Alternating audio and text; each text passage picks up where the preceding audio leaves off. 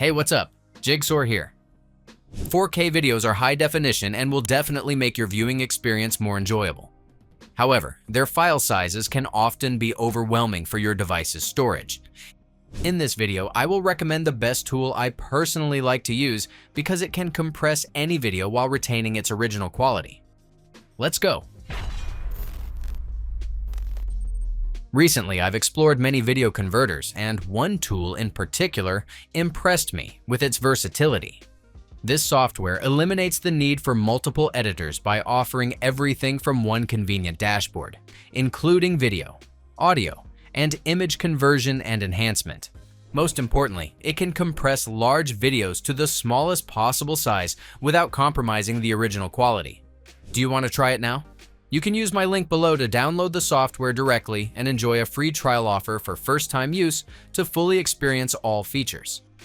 Once the software is installed successfully on your computer, navigate to the Compressor tab in the Quick Access menu and upload the video you want to compress.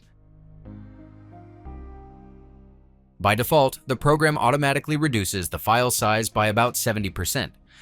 But if you want to make it even lower, click the Resize button. Here, you'll see two different compression models.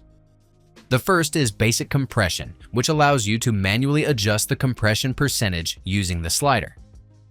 It's also high speed. For every percentage you set, you can see the exact file size it will be compressed to. The second is AI compression, which retains more video details and enhances the overall quality. However, this method is a bit slower and does not show the compressed file size in real time. After you select the compression mode you prefer, click the OK button to apply your changes. If you've uploaded many videos for batch compression, you can configure the presets in the menu below to apply the same settings across all files. Finally, start the compression.